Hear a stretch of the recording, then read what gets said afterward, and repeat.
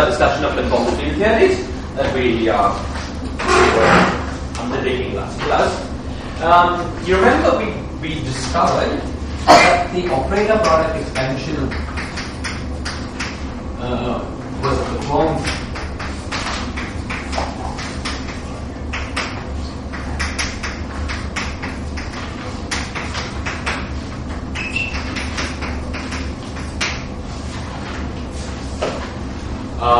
plus that's the analytic.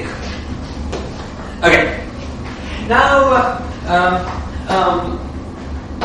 I would like this class to complete our general discussion of conformal field theories. Just with generalities.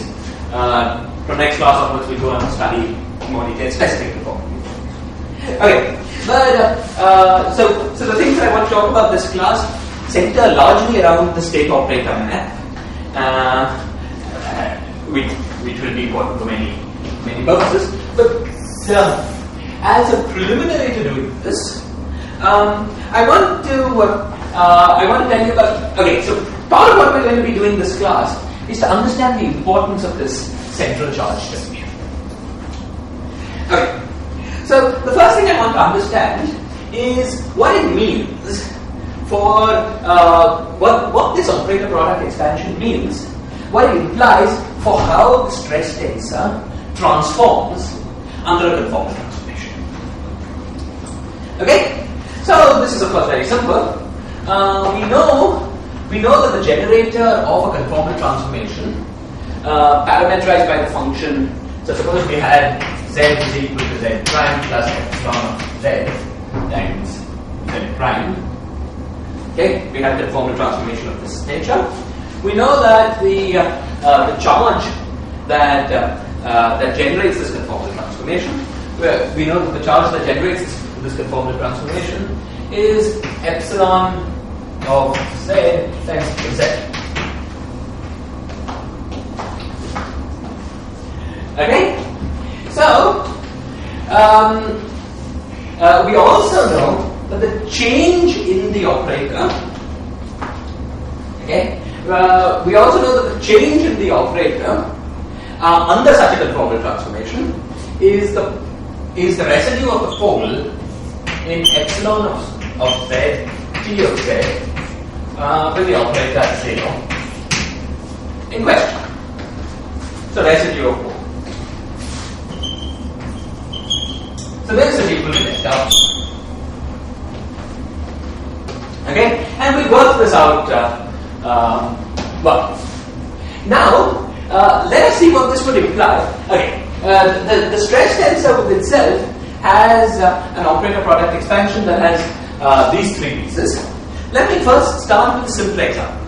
Suppose we had an operator such that its operator product expansion with the stress tensor took the form t of z with O of 0 was equal to h O divided by z squared plus z-O divided by z. It's just the general form of any operator in which we diagonalize the spin and the scaling dimension charge of the operator. But what's special about this thing is that there are no other singular numbers. Okay, and what we want to do is to compute the residue of this of the pole in this expression. Well, what do we have? We have a pole here directly, and we have a double pole here, which we can get to make a pole if we take the first order term in the Taylor expansion of this epsilon expression. So we are assuming that epsilon is an analytic function.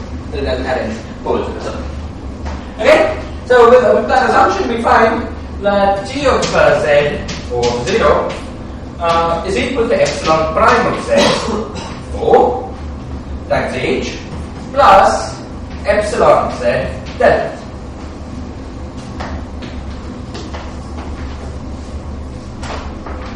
Okay, now remember what delta O was. Delta O was the operator that we get in the path integral after making this change of variables. The new operator, the operator O tilde. So the operator O tilde that we have to insert into. So if you had a path integral with an operator O inserted and the original Z variables, then once you make the transformation to the Z prime variables, you are supposed to insert the operator O tilde. Okay? Where O tilde was equal to O plus delta. Okay? So we have O tilde of Z, but since this is Z prime, let's call it Z prime, is O of Z prime plus delta O of Z prime. This is the insertion that we have to make in the Z prime variables if we want to get the same result as the path integral with O inserted in the Z variables. Okay? But let's expand this out. So this is O tilde of Z prime is equal to O of Z prime plus H epsilon prime of Z O plus epsilon of Z del O. Now, these two guys can be combined into that O tilde of Z prime is equal to O of Z. Remember, Z was simply Z prime plus epsilon of Z prime. Okay? So, this is just the first term in the Taylor expansion of that statement. Okay? So, this part of the transformation is very simple. It's just telling you that the insertion that was at the point Z in one variable, if you make an insertion at a given point, point with a given value, let's say 1, in the first set of variables, the same insertion has moved to points with different values in the second set of variables because the variables are different. That's what this part is saying. It is very easily done. This part can also be promoted to a finite expression which has this term as its first Taylor series expansion. It's simply del of Z divided by del of Z prime to the power H.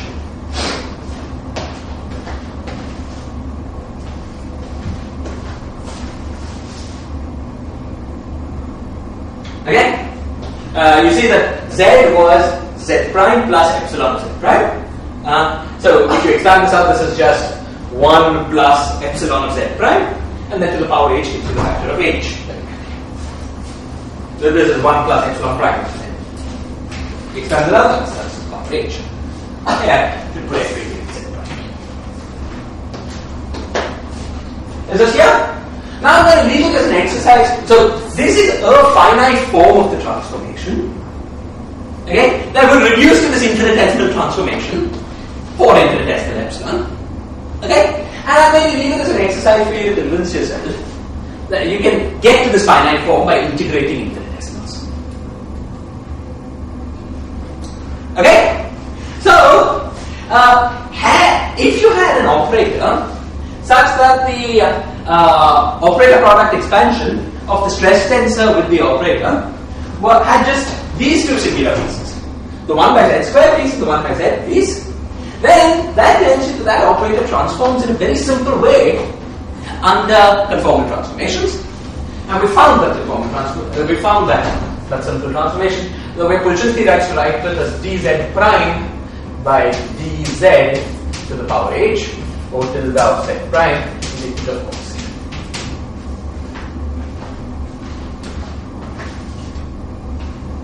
Okay. So this is how operators that have this simple transformation property under the stress tensor are called primary operators. Okay? Why are they called this this operator product expansion will map to some nice property of representation theory of this. This operator product expansion will imply that the state dual to this operator, what that means we'll come to in a minute, we'll come to very soon, and that the state dual to this operator is at the bottom of a tower of its representation under the Virasoro algebra, or the Virasoro algebra as we'll also come to in a minute. So I should have said this already. We'll see that this form of the operator product expansion implies that operators of this sort have a special role to play in representation theory.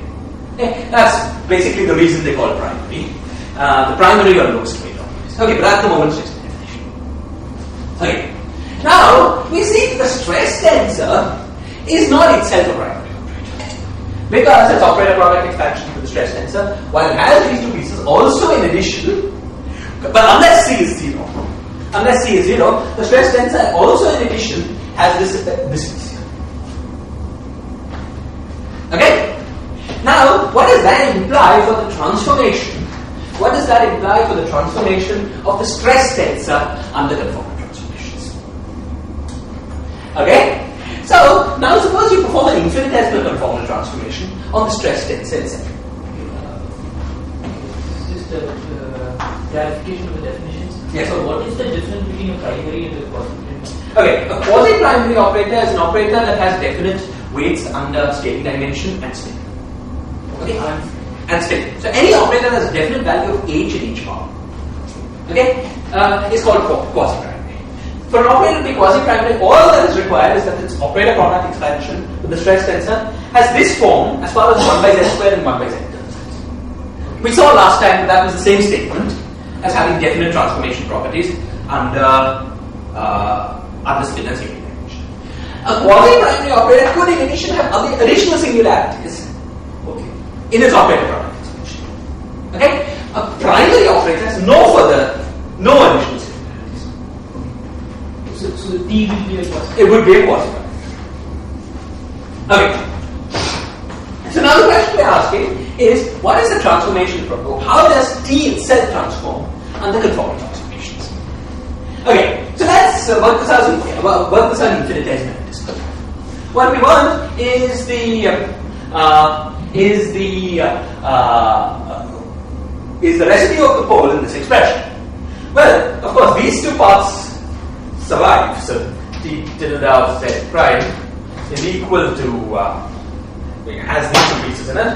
So it's 2 epsilon prime z t plus epsilon of z del t. But there's an additional piece. The additional piece comes from taking this epsilon and differentiating 3 times. Okay? So that will give us an epsilon triple prime of 0 divided by 6 from the Taylor expansion. That will also give us a z cube. The z cube will cancel against the z to the 4 here to give us a pole. And then we will have the c by 4, c by 12, c by 2. And then we will have the c by 2, so we get c by 12. That's epsilon triple prime of 0. Okay? Yeah, and then of course that was the original. Okay. Now you say that this piece is conceptually different from this piece. So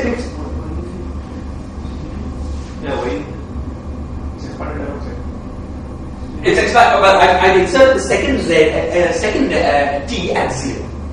If I inserted that w, it would be epsilon triple prime and w. You see, because what we're doing is taking epsilon. Let's look at this. Okay, I've taken t of z o of 0. So the analog of that is t of z, t of 0. I want now the pole in z of this expression. Okay? So, what I want to do is to expand epsilon in a power series expansion in z. So we will just multiply this by epsilon and want the pole of epsilon by z minus w to the power 4, right? Exactly. There's no w. We will put the w in z. Okay, so we multiply it by epsilon and we want the pole of that expression when we divide by z to the 4. So no, if you want to cancel, so we've got a singularity at of z to the 4. If you want to cancel that, you have to do Taylor series expansion in epsilon about 0. That should be epsilon prime of 0 also. Yes, I'm sorry. This was, everything was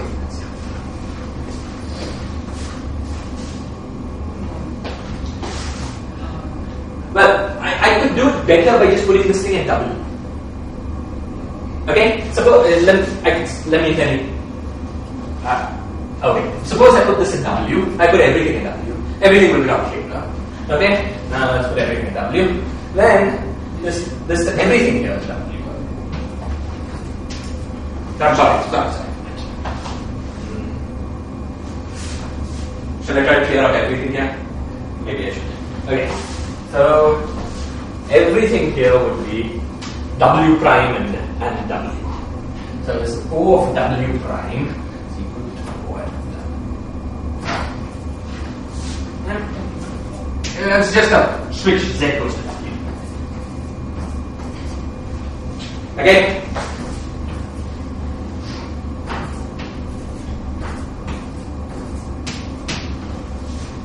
The same, the transformation between the prime and unprime variables is the same, independent of what name you use. Sorry. Okay, I'll just find the answer since W is a W variable remains the same. I won't change that. And this is all it's it's all in.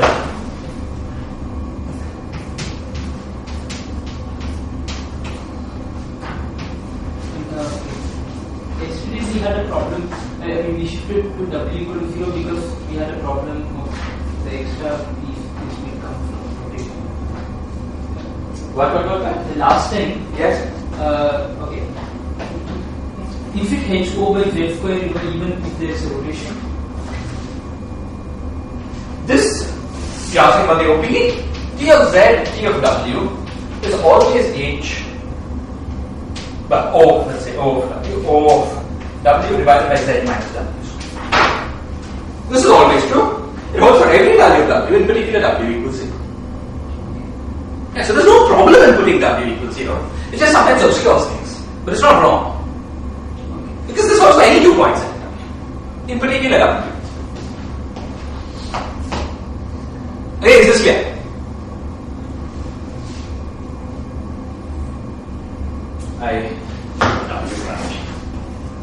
Sorry. Yeah. Everything is right. Okay.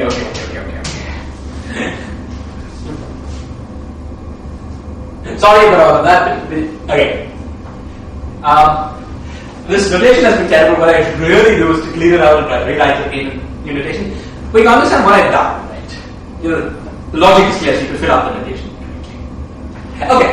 Now I want you to look at this transformation piece and notice that it's logically different.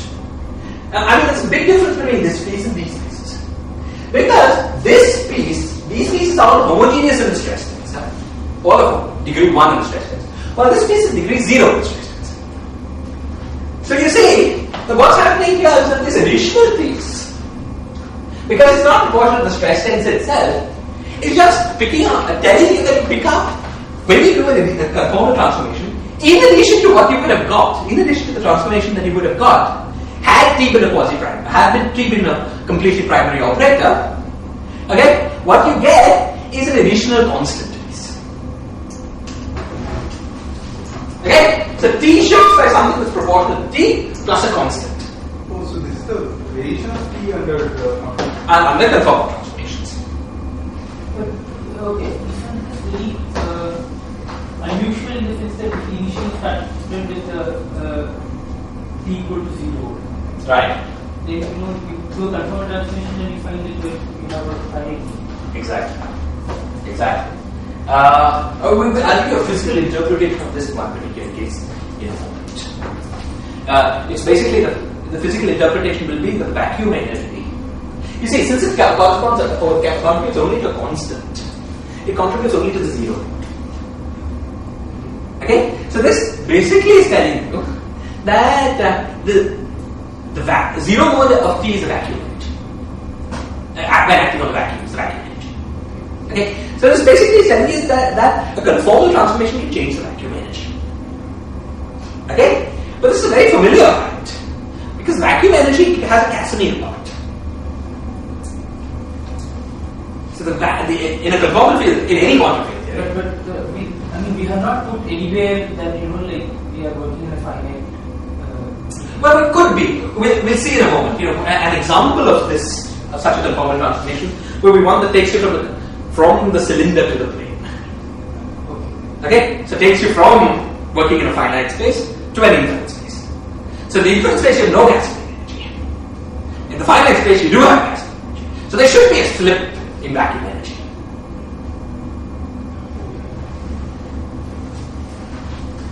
Okay, That will be the physical interpretation of this effect when we see it. But let's hang on to see the examples.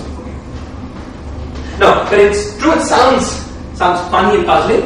And the key point is that it has to do with the fact that to get the energies are generally infinite. To get them right, you have to perform a subtraction. Now, subtraction has to be local. So if you set it to 0 in one space, it becomes something finite in another space. That's essentially what's going on. So this answer is taking the Gassing energy. That's right. Okay, but it's correct and it's physical. Okay, now once again I'm going to leave as an exercise for you people. I think we should make actually a list of exercises. Okay, so let me promise that by next class I'll give you a set of 7-8 problems to solve. Once again I'll leave as an exercise for you people, and it's not an entirely trivial exercise as far as I know. I'm not terribly sure because I don't think I've ever worked it out.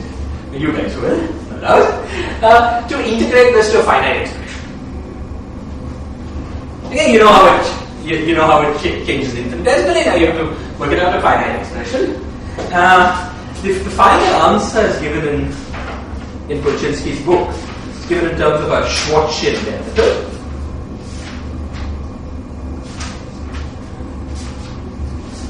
Let me show you. Okay. The final answer is supposed to be the following. If I have ever worked it out, I can't remember it. I'm sure it's not difficult. One of you will explain to us how to figure it out, okay?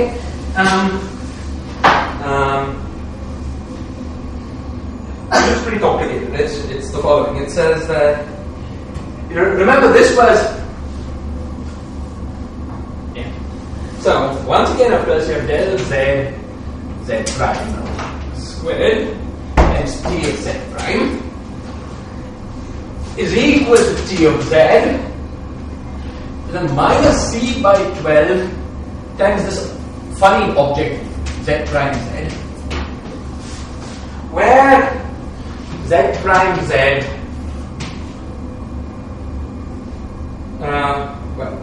f of z, f times z is equal to 2 del cube f del f minus 3 del square f del square f divided by 2 del f double.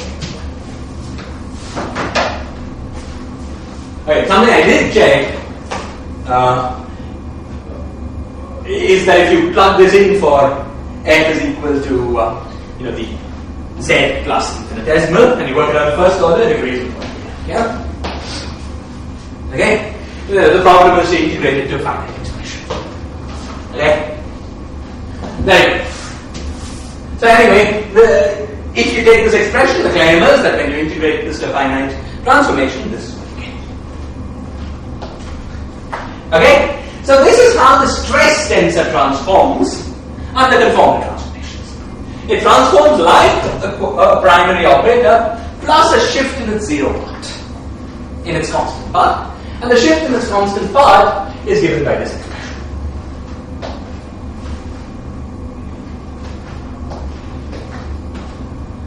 Okay, very good. So that's all I wanted to say about transformation properties of operators under conformal transformations. We'll come back to this at some middle part of this lecture. But before we continue now, I'm now going to introduce to you a particular conformal transformation that is of particular use in the study of conformal field. Okay. So let us this is. Okay. You remember that when we were studying string theory, the whole discussion of conformal field theory started because we were studying string theory. And when we were studying string theory, we were studying it on a cylinder. Right? We had a variable sigma that went from 0 to 2 pi, and we had a variable tau that went up there. Okay. Now I should get my notation.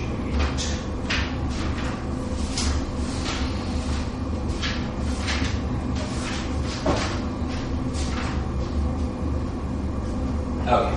Now let's define a variable w we're working in Euclidean space now, unlike the discussion that we had in string theory, which was in Minkowski space. Okay, so metric sigma and tau is Euclidean metric.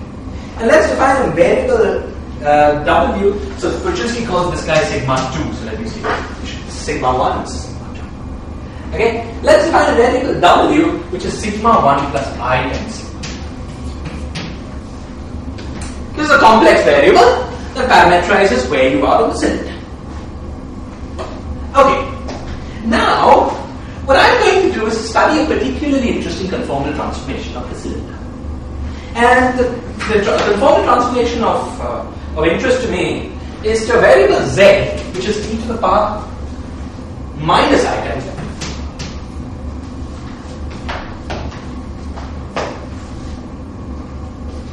Okay? So I define a variable z, which is e to the power minus I times w. Now, the first thing that we know is that the variable w is not defined over the whole complex plane. Because sigma 1 is equal to sigma 1 plus 2pi. So, all the action that's happening in the W complex plane is happening between 0 and 2pi in this complex plane. However, when W goes to W plus 2pi, Z comes back to itself automatically. Okay? What sigma 1 is for the variable Z is the phase of Z. So the fact that sigma 1 went from 0 to 2pi in the complex variable Z is no restriction. It doesn't restrict the region of the complex plane over which Z is. Okay, so we've already begun to understand what Z is in terms of W. The phase of Z is where you are on the circle. What about the radial position? Okay, the radial position in Z is, well, let's look at it. There's a minus I here, and a plus I here. So the radius, so we see that mod Z is equal to e to the power sigma 2. Sigma 2 was time on us. So when time goes to positive infinity, the radius goes to infinity. When time goes to negative infinity, the radius goes to 0. Okay? So we've understood what's going on. We've got this W plane here, and we've got this Z plane here. Lines of constant W map to circles of constant modulus of Z in the Z plane. And as you go higher up, these circles become larger.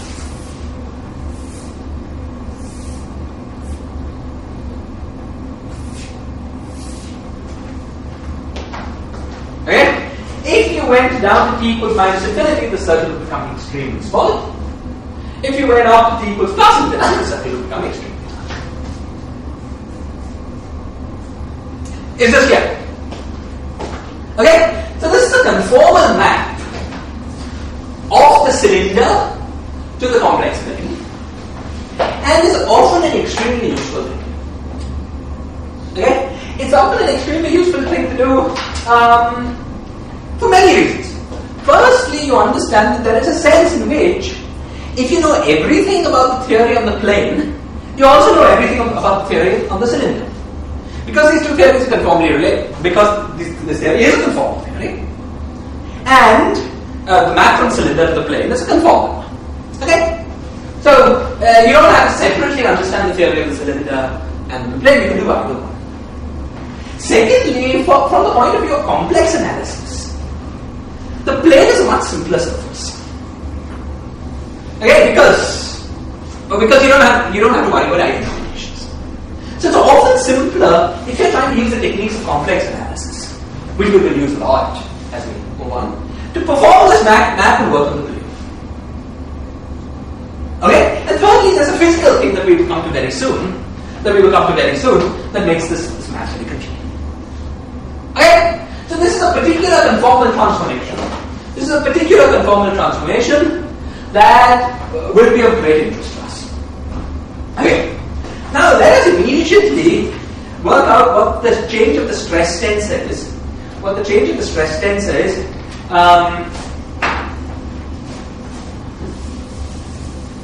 under this map. If you want to work out how, okay, first let's work out how let's work out how a primary operator of weight H would transform this. Okay? So primary operator of weight H, remember we had, which way did it go? Here, we have it up here. So del Z of Z prime squared T of Z prime is equal to T of Z. Let's call this O.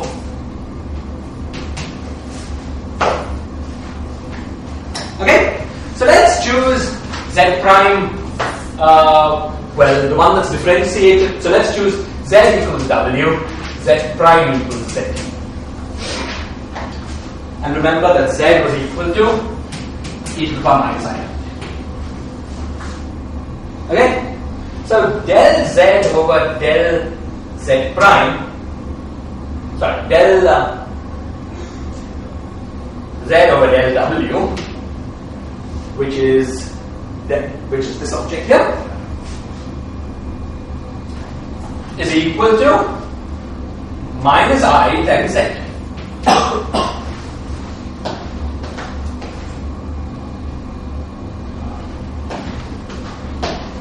Just differentiate it.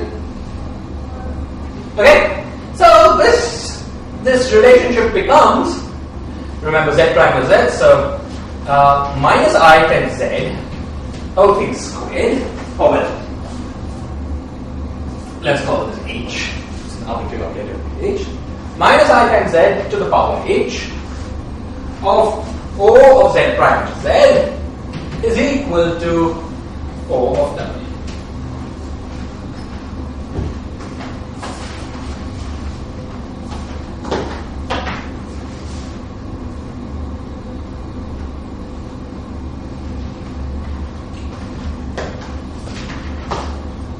Okay? Now, this is the rule that tells you what an insertion of an operator in the W plane would transform to as an insertion of an operator in the Z plane if the operator was a prime operator. It would be, so suppose you had some function of, you were doing a path integral dx, okay, and you inserted some operator which was some function of x in the W plane. In order to get the same answer for the path integral, you have to insert a different operator in the Z plane. What is that different operator? Well, it's the same operator, it's the same function of the fields times this one. So the operator you will have to insert in Z plane would be of Z, which would be the same operator as a function of the fields divided by minus I Z to the power H.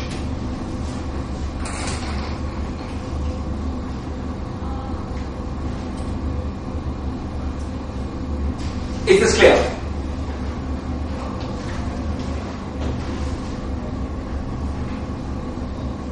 What about the local operator at Z equal to 0? Yes.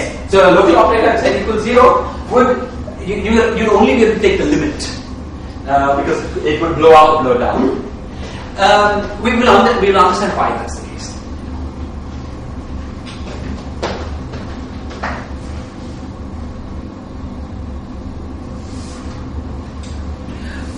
Fine. Okay, now what about the stress tensor? So for the stress tensor, we have in addition a constant piece which you can work out by working out this expression on the exponential map. Sorry, so this is also true that if we have any operator which is not a local operator at Z equal to 0, then we just replace in the path integral in the cylinder with this, just incorporate that. Is it always? This is true for any primary operator. You see, we derived this under the assumption that the transformation was that of a primary operator. Any operator whose singularities with the stress tensor are simply those of the double pole and the single pole. Okay? It will not be true if it's not primary. But as we will see, actually, knowing everything about all primary operators in the theory is enough to know everything about everything. Because representation theory allows you to go from a primary operator to any. So primary operators are particularly important. We'll see this. Okay? But this statement is only true about primary operators. So. Is this clear? Okay. Now, the next thing we want to do is to see what works out with the stress tensor. Okay? So for the stress tensor, we're going to get the same relationship. So we're going to get T of, well, let's write it as T of W is equal to, in the case of stress tensor H is 2, so that's minus Z squared T of Z, okay, plus some constant, which you can work out by working this thing out on the exponential map. Okay, I'm not going to do it, I'm going to quote the result from it, which is it's C by N.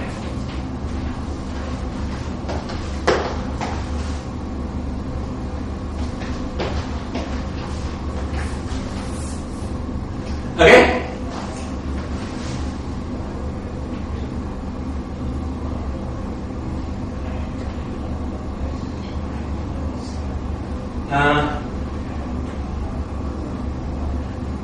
No, you see, it's the L operator will be the modes of this T. So there's a relative minus sign between this and this. So this formula is okay as written, but it will imply a shift with a minus sign when we do a mode expansion. See, so the first thing you notice is a minus sign between these two. Okay? Absorbing that minus sign away, we will get transmission.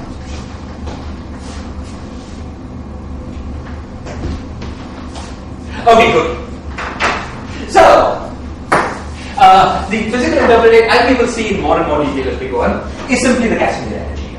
I mean, the fact that the stress energy on the plane has no Casimir energy, and the stress energy tensor on the cylinder, that's what makes it. Okay, we'll see this in increasing detail. Sorry. Okay. Now, very good. Okay, so we've understood this conformal map from the cylinder to the plane. We've understood how the stress tensor transforms under this conformal map. Okay. Now the next thing I want to understand is, suppose I was interested physically in some path integral on the cylinder. Okay? So I was interested in calculating some path integral which is from some state psi 1 here, some initial state psi 1 to some final state psi 2. Okay? With various operator insertions. We've got initial state, final state, and operator insertions, and I wanted to do the path integral. I want to understand what path integral calculation this is, and what it transforms to on the set. Okay? So firstly, we have the question of what path integral calculates the transition amplitude with operator insertions. This all of you know very well from the general formulation of path integrals at quantum mechanics. Let us remind you of this. Okay, so suppose the fields that we were doing the path integral over were denoted by x. We have dx, and then we have exponential of I times the action. Suppose we were in Minkowski space, just to be more familiar. I times the action, then you put the operators for 1 or sigma 1 or n or sigma n. This is the path integral that represents this part of the evolution. But now we want to put in the fact that we're making a transition amplitude from this state to that state. How do we do that? Well, any given state is represented by a wave function. Okay? So let's say that this state is represented by the wave function psi of x. Okay, if x, as in this case it is a function of sigma, this would be psi of x of sigma. A Schrodinger wave function whose variables are x of sigma. Okay? And the final state, we call it phi 1, so let's call it psi 1. The final state is some psi 2 of x of sigma.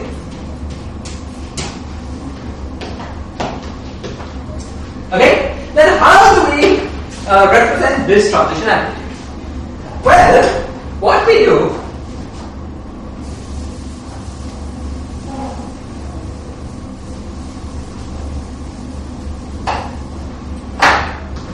is to do this path integral from time t1 to time t2 the boundary conditions that at time t1 we have a particular value of the function x of sigma. Okay, so let me denote that by saying x of sigma 1 here. At time t1, x of sigma is frozen to some particular value. At time t2, we freeze it to some other value. Let's call it y of sigma. This path integral is now completely well defined. It wasn't well defined without the boundary conditions. With the boundary conditions, now completely well defined. So this is some functional which depends on x of sigma and y of sigma. And then in order to get the path to get the transition amplitude in question, what do? We take this functional and we integrate it against psi 1 of x of sigma 1 of sigma and psi 2 star of y. And then do the integral over all values of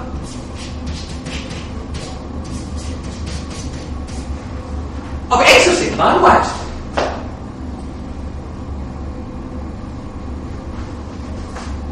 Okay? This quantity is the path integral expression of the transition amplitude between state psi 1 and state psi 2 with operators inserted.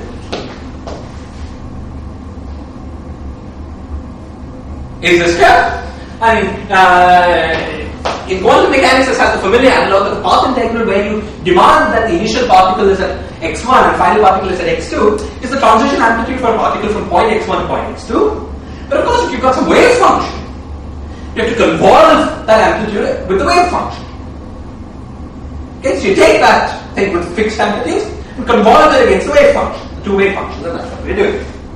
If you want the transition amplitude, you know what I mean, right? I mean, the path integral gave you x1 e to the power ih minus ih t x2. But if you were interested in psi 1 and psi 2, well, let's call this 1 and 2.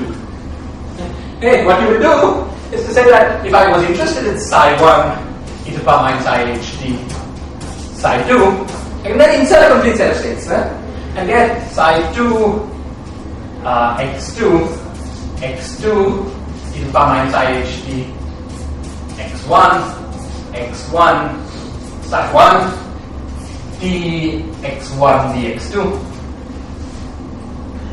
This quantity is the complex conjugate of the wave function, the final wave function. This complex quantity is the wave function, and these two integrals are these integrals over dx sigma dy sigma.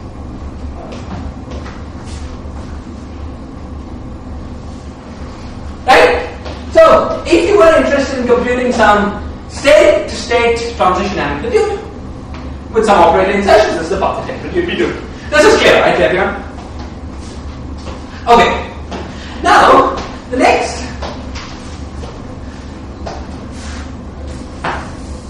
little question that I want to ask is, suppose I was interested in calculating a state-to-state transition amplitude and I chose my states to be eigenstates of the Hamiltonian.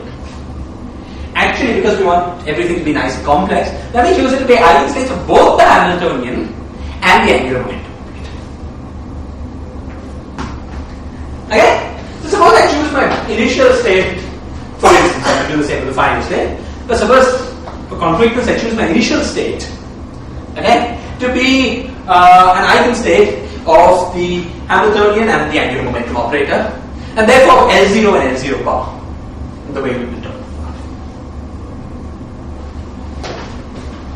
about. Okay, so this linear combination of left and right 0 volts of t. Okay, now the next question I want to ask is, suppose I do this path integral and I compare it to this path integral, where I have the same final state, same operator insertions, but I put in a state at an earlier time. Okay? If I wanted to get the same answer for the path integral, what should the state at the earlier time be?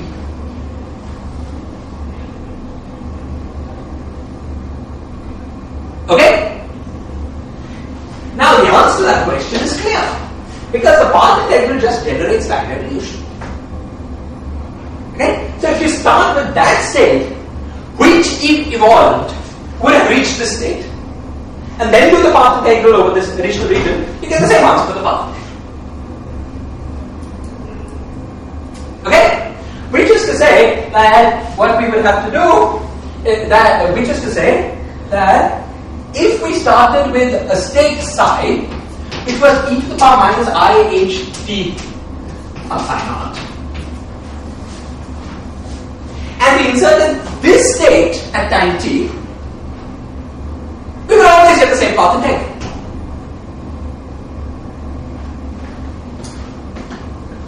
Is this clear?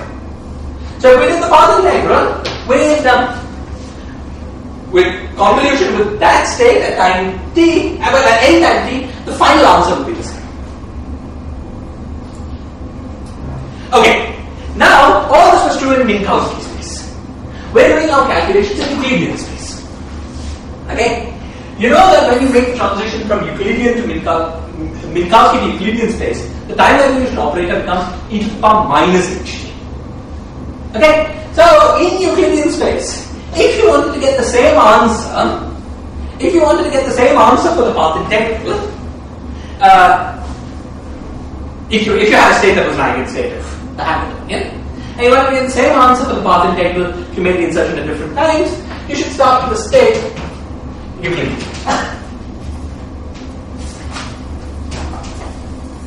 That varies depending on your time of insertion, like e to the power minus h, ht. That's something state.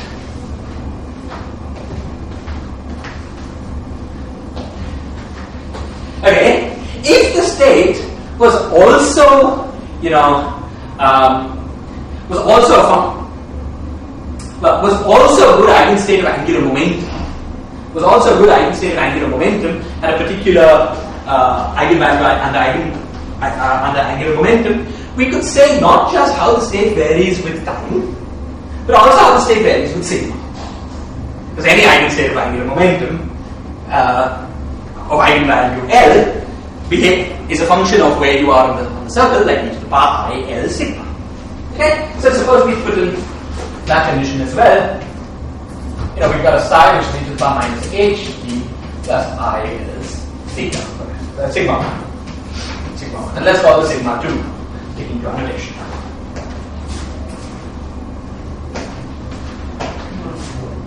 What? What are we acting for? Yeah, this is just okay. Well, this is on some fixed state. What I mean is that suppose I wanted to look at what the state became if I changed my zero mode of what sigma was. Okay. Yeah. Okay. This is confusing. Let's forget it. It's not important. Okay. Let's just deal with the time. This at least is clear. Okay. Now, what I want to do now is to understand what all the statements that we've been making translate to in the Z plane. Okay. So the first statement translates to something very simple. If I wanted to do a path integral with various operator insertions between one time and another, what I have to do in the Z plane is a path integral with various operator insertions between one particular segment. What operator insertions? Well, whatever operator you get, taking the operator that you started with and performing the conformal transformation. Okay? What states? Well, the same states. States, functions of, size is a function of where you are. It's just that the states become boundary conditions in the path integral, not in time, but in radius. Is this clear? Okay, fine, so far so good. Now, suppose I wanted to do the following. Suppose I have this path integral, and I want to ask the analog of the second question we asked. That is, what path integral can I do where I change this state to be defined on at earlier times in the cylinder picture, which means that smaller radii in the Z plane. What state do I have to define in order to achieve this? Well, I know the answer. It's this e to the power minus h sigma 2 on that state, which just translates to 1 over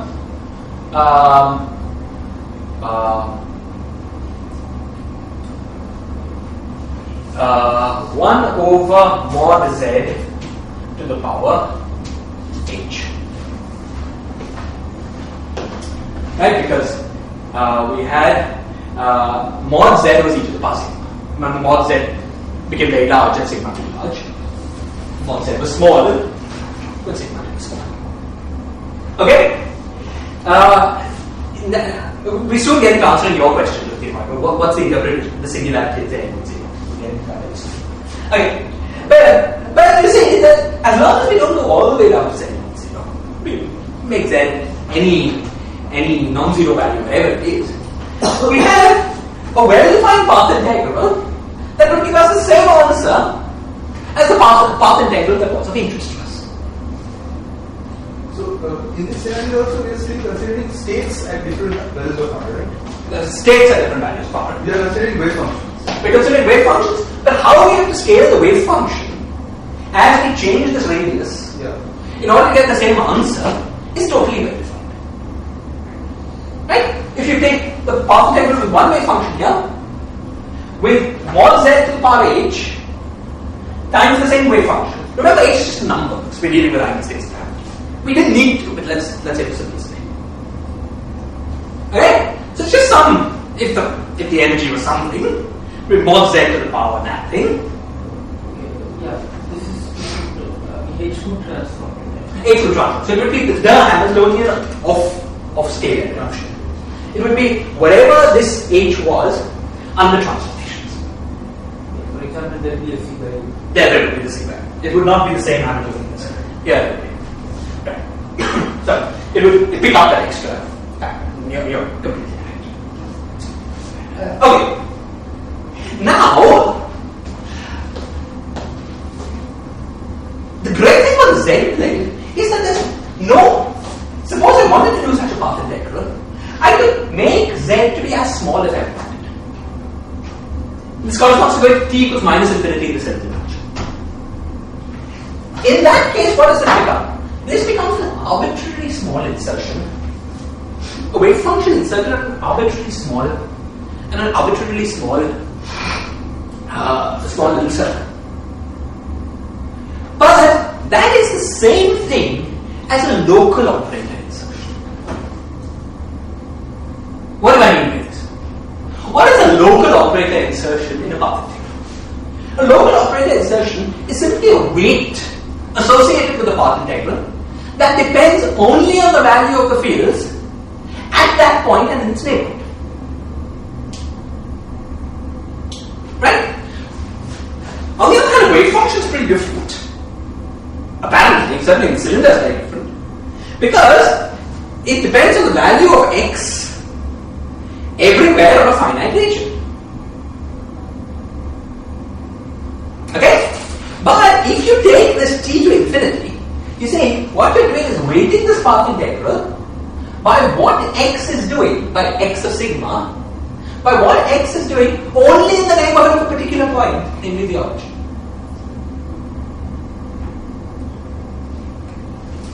Okay? And therefore, in the limit that z goes to 0, this object, whatever it is some local operator.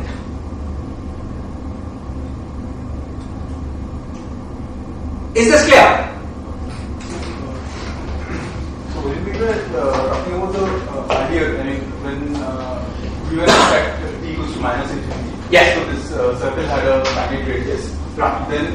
Then basically we are talking about the same path integral that we have written here, but evaluated on that plane. Right? Yes.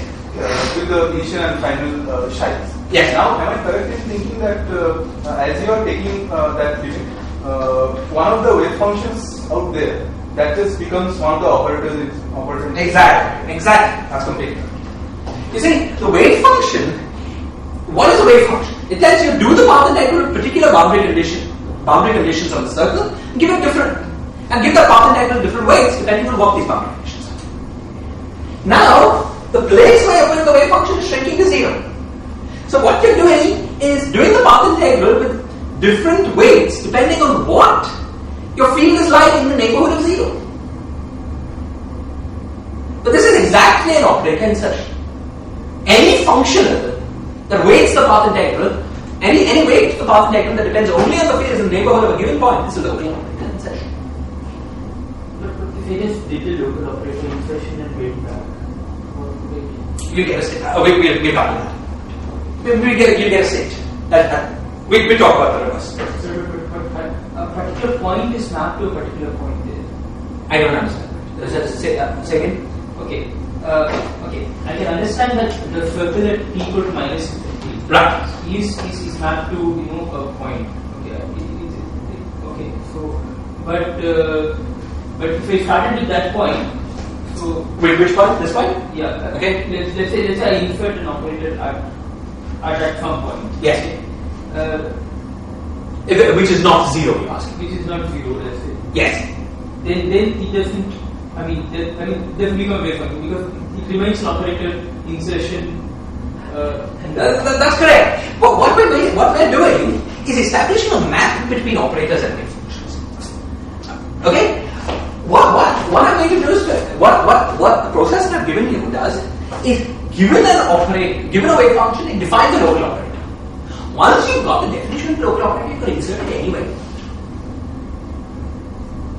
You see, because what is a local operator? It's some function of fields locally at that point. Once you know what that operator is, you can insert it wherever you want. Wait, but the same function, not fixed at that point, but at some other point. Yeah, but what I'm worried about is at z equal to 0, this mapping is not 1, 1. The whole circle is mapped to a point. Okay, that's why this good stuff is happening. Yeah. Okay. See, suppose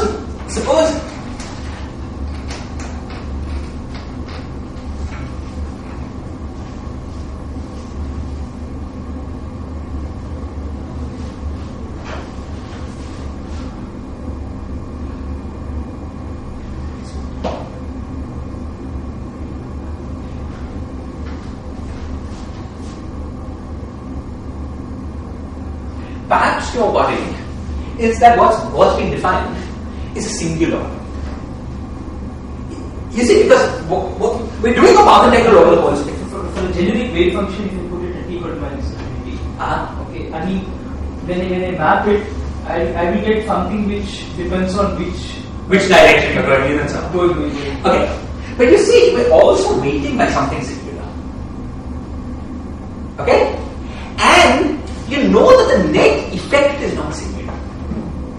Because the answer to this process is the same thing as doing it here, which is clearly well defined.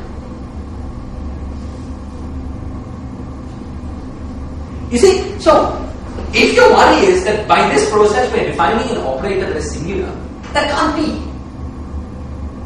Because its correlations are well defined. Its correlation functions are well defined. Are we using any property of asymptotic states when we make the statement that equal to minus infinity, there's some state? No, we're not using that. In general, it's conformal field theory. It's not going to happen. We will, in a subsequent lecture for the case of free bosons, work this out explicitly. Okay? Some of your worry, I think, will evaporate. Because you'll see how it works. Okay? Maybe I should do. Well, no, let's not. Let's leave that for when we get to the free boson. Okay, for instance, we'll show that weighting by the operator del x to the power n is the same thing that's the way we said it, is that if you act with the first oscillator excited n times, you take that state and you do the procedure that I'm talking about. We show explicitly that what this is the same thing as weighting the path integral by del x, del to the power n of x. Okay, it's totally non-singular. I think some of your mind will land in there. All your questions would arise in this context. You'll see how. Okay, but even from the point of view of general logic, I think the argument is totally solid. Modulo subtleties about things like normalizability of the states. You must start with well-defined states if you want to. You want to go through this argument. I'm going to tell you about the reverse thing in a moment. It's obvious, but you always have to. There's going to be a formal argument that if you insert an operator, you can always produce a state. What we've done is understand how to go from a state to an operator. There's a reverse argument of how you can get a state from an operator. You always have to worry about whether you need something formal. You've got some state but it doesn't like Hilbert space because it's not normalized. Those things are always possible, and you have to be careful when using formal. But modulo that, I think the argument is totally solid. Okay, so what has the argument done? Just to get that completed here, what we have found is a map from states to operators in our theory. States to local operators. Moreover, there is an obvious reverse map, and that's this. Suppose I take the path integral in the z plane. Okay, I insert the operator at the origin, and I do the path integral, subject to boundary conditions that x or sigma is something. The answer to the path integral will depend on what x or sigma is. Therefore, we have a functional of x or sigma. That functional is a wave function. And it's clearly the reverse process of what I've done. It is the wave functional, which, if I operated the state operator map on, could have given you this operator. Right? Because, is that clear?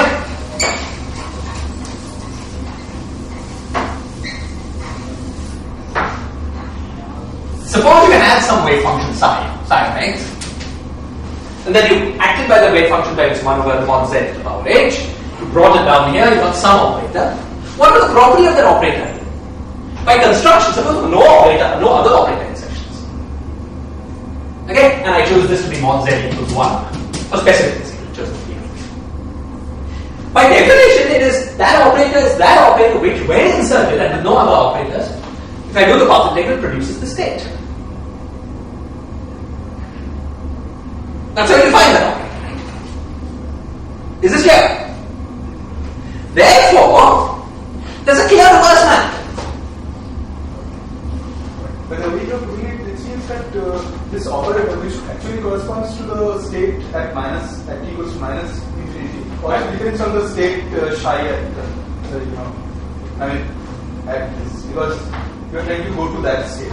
Yeah, but let's look at the logic. What I've done is to show you that if you start with a state, you can get an operator. Now, suppose we forget about this. Given an operator, which you know nothing else about, you don't know how it's come from a state. Given an operator, I want to ask, what state, had I done this operation to, would have given me this operator? Okay? The answer to that question is clear. All you have to do is to do the path integral with the insertion of that operator at the origin. That path integral will give you a wave function. How does it give you a wave function? But the answer to the path integral depends on what the values of your fields are on the circle. That's the wave function.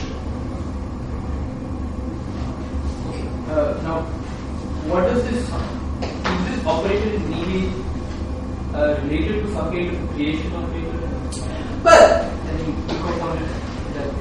it is the set of operators of the theory.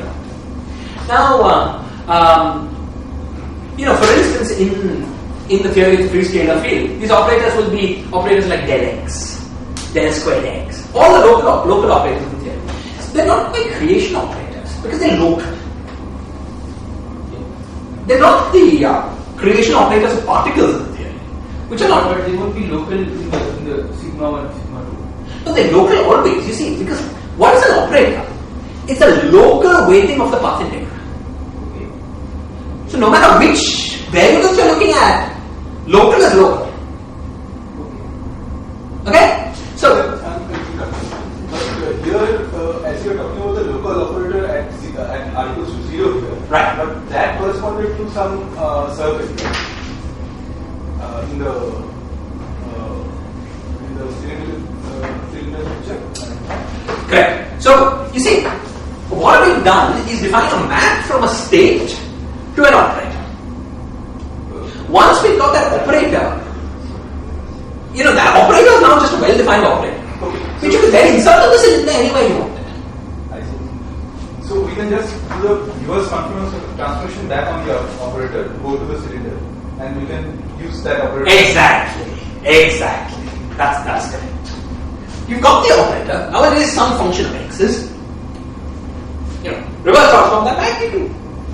Wait, if you want to reverse the cylinder, that's perfectly right. Okay. So, what would that mean for the state picture? So what we are doing with the state? If your question is how we're going to use this, let's wait till we use it. As long as you agree with every statement.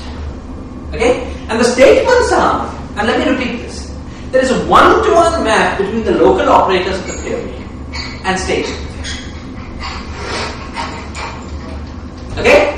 In fact, in a way, modular problems with normalizing. The second map is not so clear because it could give you a non-normalizable state. It sometimes happens in non-compact conformity theories. Not in the things we're going to deal with. These formula arguments have to deal with it. Modular possible statistics, we've established a one-to-one map between operators in the theory, local operators in the theory, and states. Okay, now I first want you to see how surprising this is. See, because in quantum mechanics, a state is a column, and an operator is a matrix. There are many more matrices than columns. Number of matrices squares the number of columns. How can there be a map between number of operators and between states and operators? See, it's clear you can get, starting with any operator, you can get a state. Act on that state. Act on the vacuum with that operator. Exactly. It's your state. That's a nice canonical map, and that's essentially what we've done here. As you can see. It's because, you see,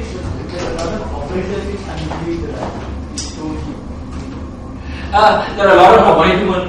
But even so, there are enough that don't. It's not, but okay, so for instance, then that would establish that it wasn't one-to-one. Because you add to the operator, any operator that annihilates the vacuum should give you the same state. Okay? So, your point is basically sharply impossible. The point here is that it's not a map between all operators of the theory and states. It's only a map between local operators and states. Had it been a statement about map between operators and states, it would just be manifest contradiction. Can't be true. Okay? This is a claim to be a map between local operators and states. Okay? It's not true in every field theory. It is true in conformity theories. In fact, it's true in conformity theories in every dimension for more or less the same reasons. This conformal map between the equivalent of a cylinder and a plane goes through more or less uniformly. Though we're interested in that at the moment. Two dimensions, but Shantani's written a paper about how this works in higher dimensions. You can ask her about it. Okay. Very good. So, Jyotirmohan, your question was, why is this thing essentially acting with the operator on the vacuum? Well, you see, suppose you do a path integral. Okay, suppose you do a path integral, and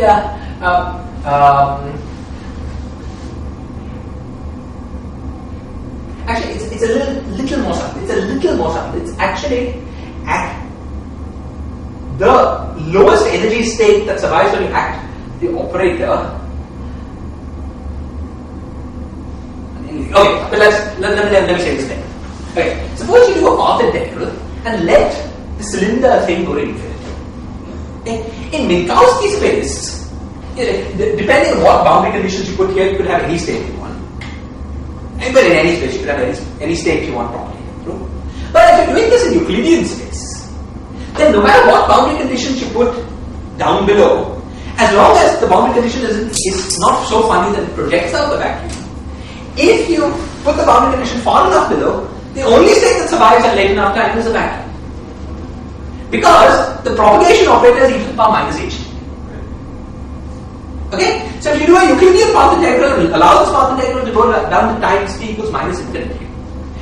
What you're doing is starting with the vacuum and then getting whatever you get.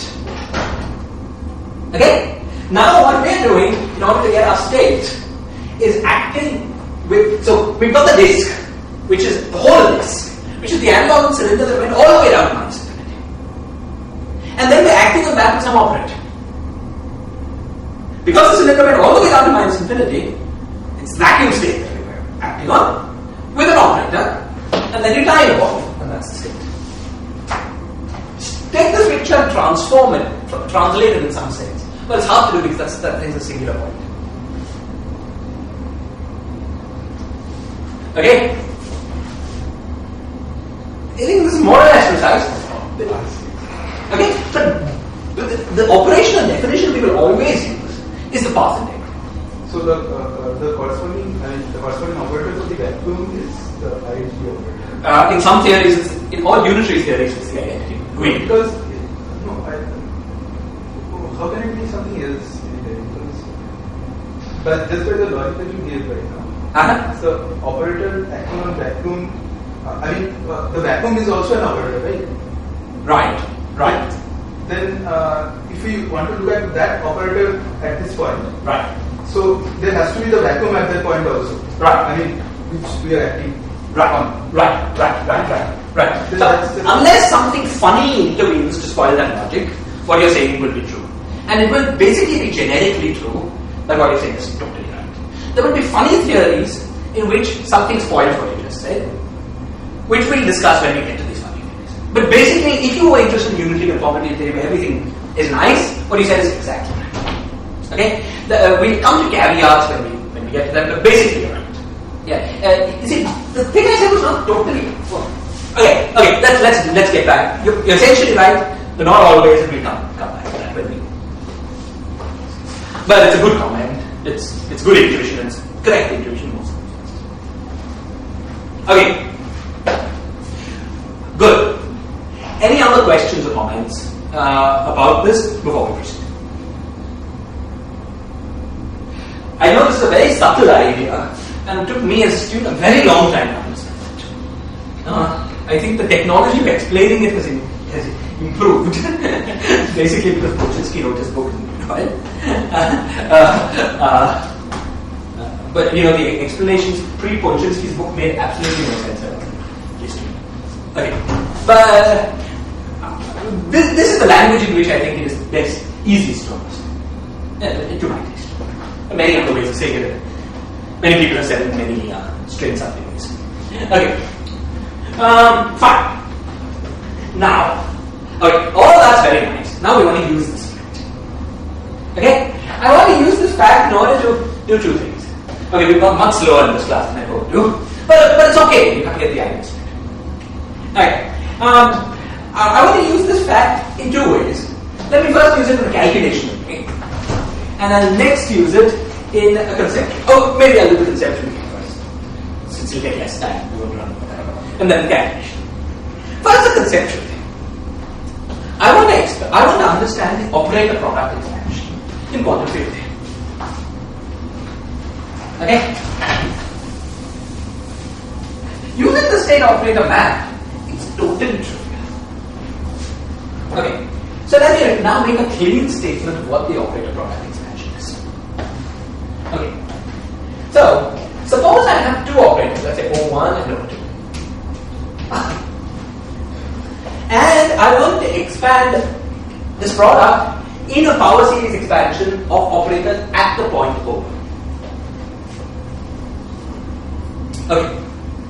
Then, the statement of the operator product expansion says, in the case of conformity theory, it's very clear. Draw a circle around O1 whose radius is, which passes through O2. Provided there are no other operators inserted within the circle. There can be anything you want inserted outside. Okay? But provided there are no other operators inserted within the circle. Okay?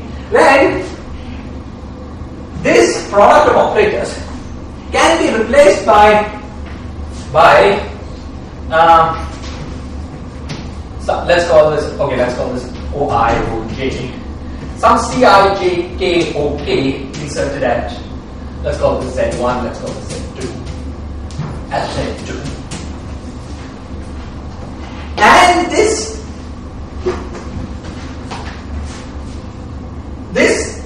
replacement gives you the same answer for the path integral, no matter what other insertions you perform in there. That's the claim. Is the claim of the operator product expansion, is the statement clear? Okay? That insertion of this operator and this operator can be replaced by an infinite sum of insertions only at the point Z2 of different local operators. Okay? The coefficients of this expansion are independent of what insertions happen outside.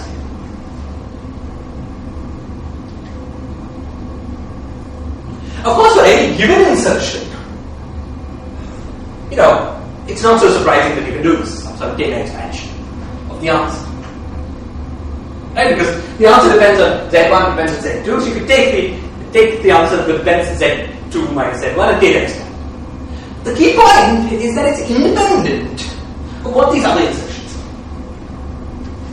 are. When given terms of operators.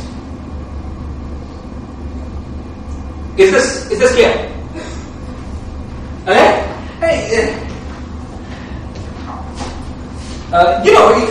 Just in order to see how ill understood the statement is in general quantum field theory reasoning, you can read Weinberg's explanation of it in his book on quantum field theory.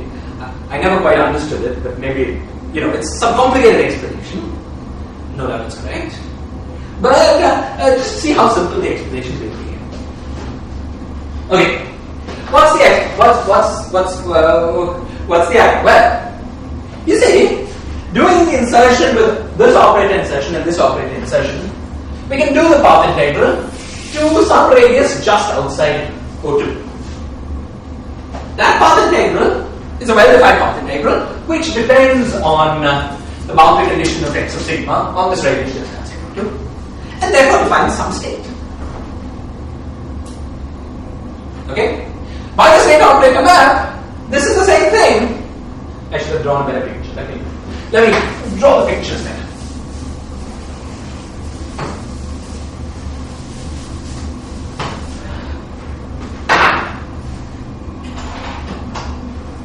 Okay, so I started. So let me just, for simplicity, it's not essential to the argument at all. It's translation invariant. But for simplicity, I'll put this first guy at the origin. What I call the origin also is totally arbitrary. It's up to me. Okay, so I've got an operator here. This is O1. I've got some operator O2, and I've got other operators outside here. And let me draw my circle. Main point is that I can always, because of the condition, I can always circle the operator O1 with a circle that lies outside both O1 and O2 and contains no other operators. Okay? So, I can do the path integral now, including, what I want for this correlation function is the whole path integral. But I can break the path integral into two parts. The path integral over fields here, and the path integrals over field here. There are also path integrals over field here. So, there are three parts. But that third part is just integrating over fields in the wave function. So doing the path integral in the interior of the disk computes a wave function. And then doing the path integral outside is the other path integral weighted by that wave function. Okay? So this thing gives me some wave function. With knowing which, I can completely do the path integral that I have of interest. But that wave function is, by the state operator map, the same thing as some operator, I don't know which, but some operator, let me call that operator whatever it is, this green dot, in here, with nothing here in the disk, and these operator expressions. What this operator is depends only on what this wave function was, which depends only on what O1 and O2 was. Okay, so that gives me a map between that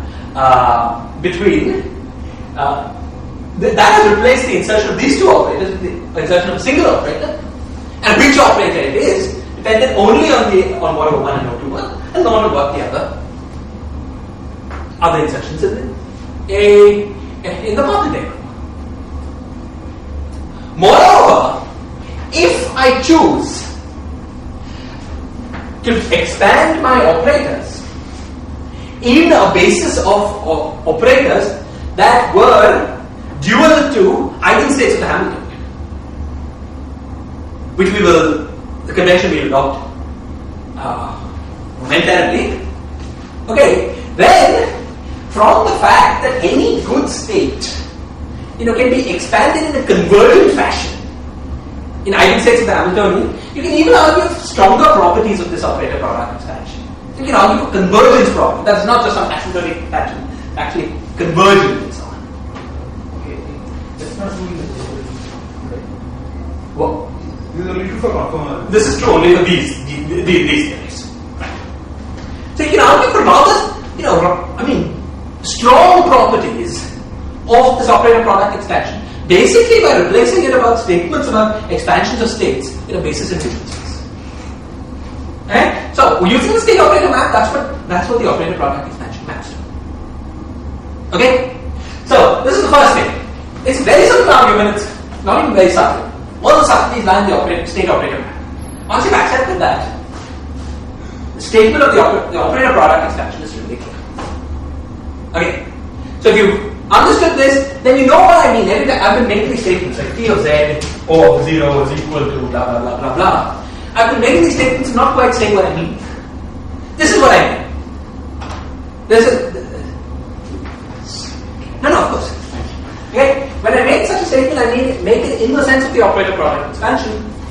And the operator product expansion is true, not in some fuzzy sense, but by derivative, but in a way you can derive in a two-dimensional field, right? In the strongest sense also. No, in a higher dimensional conformal sense, it is the same. It's conformal invariance.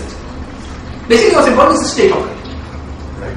Okay? So that exists for high dimension. That exists for high dimension. See, basically what was important is that you take finite as thing and shrink it to a point using it. Once you can do that, you have your statement. Okay, you can ask Anthony about it. The paper. Okay. Right. Okay. Other questions, comments? Fine. Now, other statements that we used last class that we want to justify. Last class we talked about how it was always possible to choose a basis in the state of operators that were eigenstates that are definite eigenvalue on the scaling dimension and rotations. Using the state operator map, what is the statement map? You remember the last class, we worked with these particular operators which were quasi-primary. Quasi-primary operators have definite scale dimension and definite rotational properties. But under the state operator map, in scale dimension goes to energy. I should have said this more clearly. You see, what is the generator of time translations on the cylinder? What does it map to on the Z plane? See, time is a radius in Z. More precisely, radius is e to the power time. Okay? So d by dt is r d by dr. Okay? which is the same thing as x mu d by dx mu. It's a generator of scale transformations on the Z plane. So the Hamilton of the cylinder maps to the generator of scale transformations, okay, of the Z plane. Okay? So we were dealing with operators with given values of scale scale dimension and rotation. What does this map to about a statement of states? It maps to the statement that given any state in the Hilbert space, it is possible to expand it in a basis of state of eigenstates of the Hamiltonian and the equivalent, which is a manifestly true statement about any quantum mechanical system in which the Hamiltonian and equivalent commute. Okay? So the possibility of choosing a basis in space of operators which have good scaling dimension and good rotational properties in this thing is not some heuristic thing, it's just true. It follows from some statement we're very familiar with about Hilbert spaces. Using the state operator map. Once again we see the power of the state operator maps. Operators are such a large untamed class of objects. States are much simpler. The local operators are the same as states in these things. Okay, so any statement where operators becomes simpler, easier to understand. So what is the state corresponding to T? Okay. We'll see. It'll essentially be, but it will depend on the theory. Okay, in the theory of the free boson, there'll be bilinear in creation operators. It should be some kind of special state because T is a very special operator. Yeah. It's, but I mean, you're right. In representation theory, it's a very special state. You see, the best way to say it is this. I'll say the words that we understand better as we go on. But all states of the theory can be arranged in representations of the conformal group. Representations of the conformal group are labeled by primary operators. There is one very special operator, namely the identity operator, which is a primary. The operator corresponding to the state corresponding to the operator T is a particular descendant of the identity operator. So it lies in the module generated by the identity in a very particular way. Okay, so from the point of view of representation theory of the Virasoro algebra, it is of course very special state. What it looks like in terms of some other description, some photons of the theory will depend on the theory. In special theories, we'll see what we get. Okay? But from the point of view of representation theory, it's very special. In the units. Okay, much of this is coming. Good. Other questions, comments? Fine. Okay. So we've understood the state operator map. We've understood why we can always choose things in some basis. Now let me quickly, before we end this class, use. Sorry. Yes. So what's the reason of this statement of the state corresponding to the identity of this equation? Okay, we're going to study this representation theory in a little bit. Let's hang on. Let's hang on.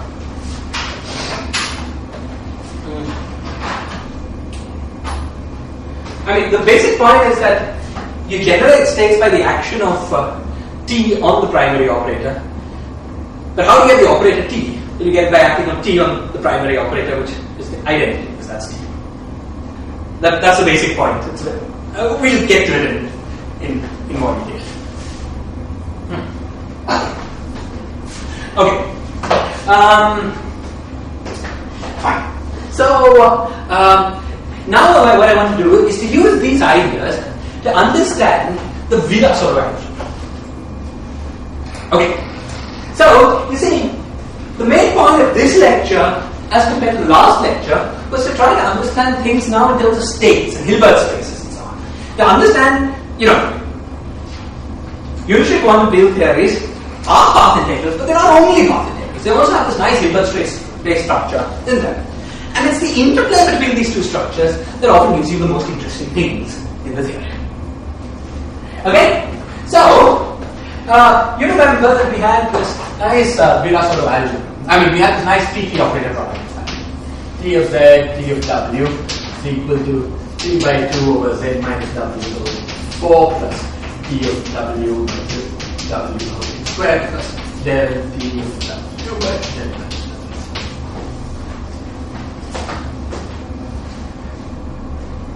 Okay. Now,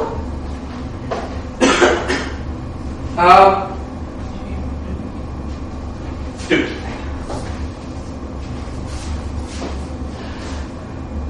Now,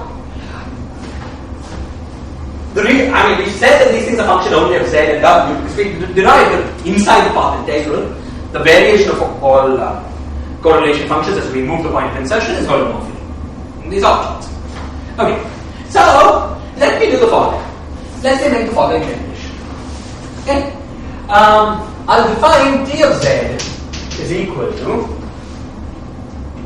sum over n equals minus infinity to infinity ln divided by z squared.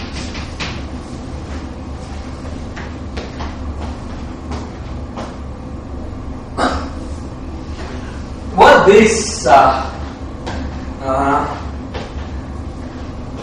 this statement means is always to be understood inside a path integral. We can compute correlation functions of t for every value of z.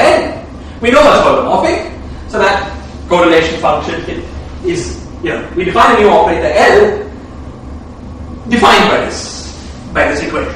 As you compute a correlation function, if you want to compute a correlation function of t, of L, what you do is compute the correlation function of t and isolate the dependence on z, it goes like 1 over z by n plus 2. What is it not to operate the correlation function? Well, it's true. It's true outside of correlation. It would be a statement about a Heisenberg operator evolving in time. It's completely true. Fine, that's true. But we will only use it, if you know new correlation functions, you could compute. You do what? Fine. It's only true within correlation functions. Okay. Now, so what do I mean more precisely? Suppose I want to compute something involving L. Okay. If I know everything about the correlation function of T's, how do I get a correlation function of L's? Well, that's very simple. What I do is, suppose I want a correlation function involving an L acting at some particular time. The time might be important because this analyticity is only true if there are no operator insertions.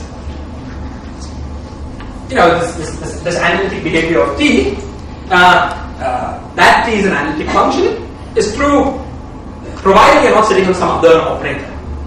Okay, so suppose you've got some operator here and some operator here, then the dependence of T in this region is given by an analytic expression.